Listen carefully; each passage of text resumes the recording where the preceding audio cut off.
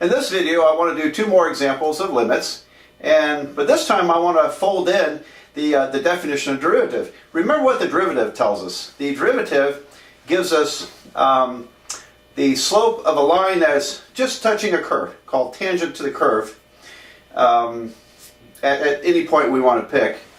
And as we'll see, that's an incredibly useful calculation.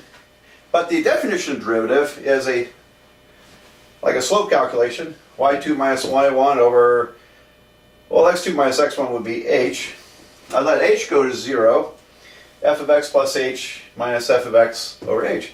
That's the definition of derivative.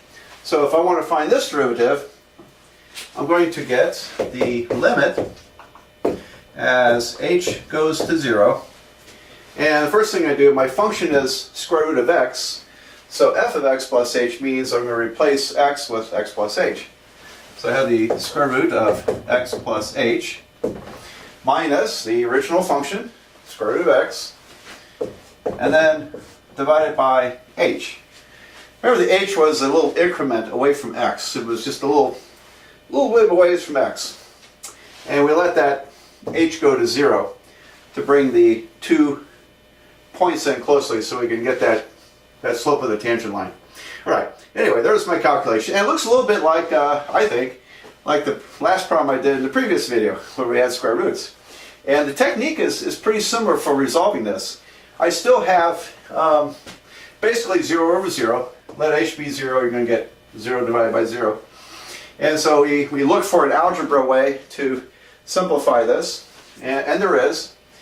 And so I'm going to multiply top and bottom by this fraction, the square root of x plus h minus the square root of x.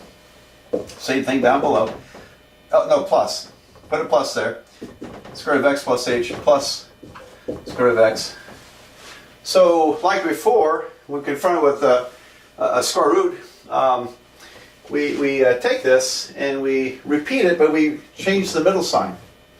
It's called the conjugate. Multiply top and bottom by the conjugate. Well then, let's see what we got. And this was a bit messy, isn't it? Limit as h goes to 0. Alright, so when we FOIL this thing out, this product, the square roots disappear. Square root times square root disappears, so I have x plus h. And then the outer term and the inner terms, they cancel.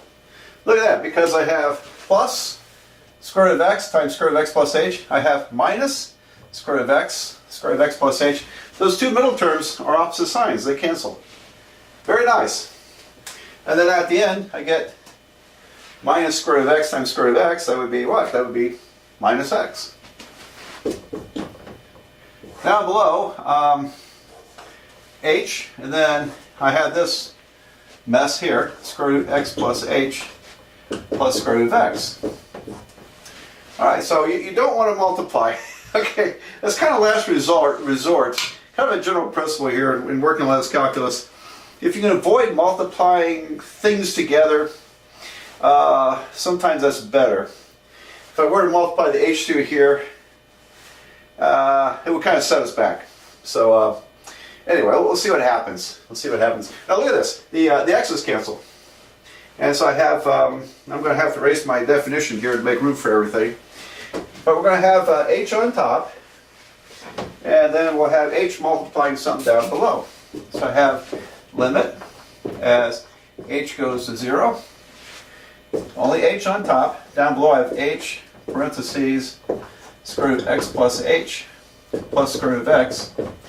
And the point I've been making, if you avoid multiplying things together, keep them factored as long as you can, it's probably worth it. Because here, look at this, the h's cancel.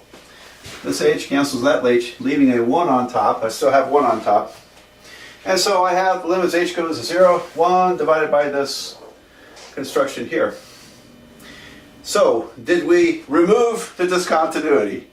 Indeed we did. Because if h goes to 0, if h equals 0, now I've got the square root of x plus the square root of x.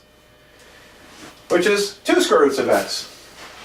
So my limit is 1 over 2 times the square root of x.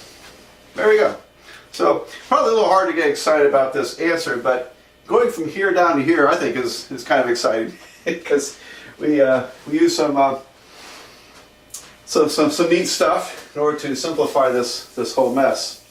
So all right, I just like to admire that. Very nice, isn't it? Very often in mathematics you find things that look very complicated as you work through them end up simplifying down to nice, short, simple answers. And this was one of many examples I've seen. All right, I guess I better let it go. Let's go on to one more problem. Our second example is the derivative of 1 over x, the reciprocal function. So I erased the definition of derivative, but I'll recite it to you as we fill in the blanks. So the derivative sets up a limit calculation. This is the limit as h goes to 0. And the first term is f of x plus h. So replace x with x plus h. And it's going to be a fraction, so I have 1 over x plus h minus the function, 1 over x, divided by h. So that's the derivative computation, which is going to prove incredibly valuable in all of differential calculus, and very, very important. Have you noticed, though, in the derivative computation, we're really treating h as a variable. Okay, h is the one that's changing. Now you can't. I think it'd be dangerous to consider x to be a constant, but x is a variable of the function. But as far as the limit computation, it's not x that's changing, it's this letter h. I don't know if that means a whole lot to you there, but I thought I would point that out. The other thing I would love to point out at this point, if you're getting nervous like and think, oh, is this all calculus is, doing limits? Thankfully no. Thankfully no. There are wonderful theorems we're going to develop, beautiful theorems, where we can avoid all these computations. And you can reasonably ask, well, why don't we just get to it and do that? Well, because limits are learning how limits of functions work, learning about discontinuity and the various kinds of discontinuity, that's part of learning how to analyze functions and to tell how they behave. And all that stuff's important in the end. So it's really best that we go through this whole limit exposition and work our way toward that beautiful day when we can start laying out some theorems for derivatives, and which will allow us to do the derivatives of a lot more complicated functions. So anyway, that's just kind of foreshadowing a little bit. There's light at the end of the tunnel in case you're not enjoying the limit part so much. All right, so what do? I'm subtracting fractions. I need to combine them together. That's all there is to it. So in order to begin to simplify this, I need to combine these. Now that means I'm going to multiply this fraction by x over x, and this fraction by x plus h over x plus h. So I altered each function. Now I have the same common denominator. And I'm going to go through this step by step. Limit, because I know some people might be a little rusty at the algebra, and I want to explain everything. Oops, dropped the lid of my pen. Oh, there goes my bar that holds up the pens again. Ah. All right, it's not easy to get back up there. Oh, it's a pain.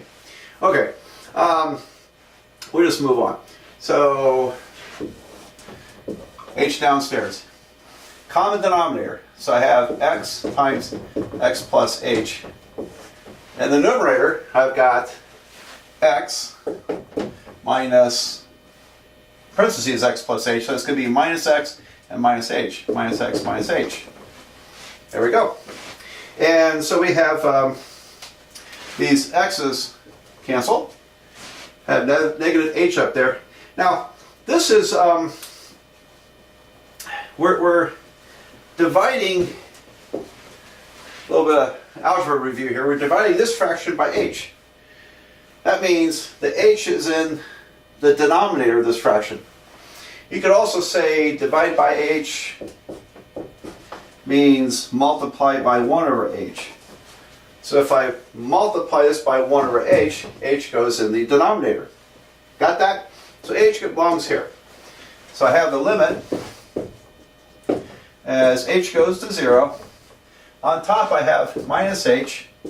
Down below I've got h, x, x plus h. Oops, x plus h. There we go.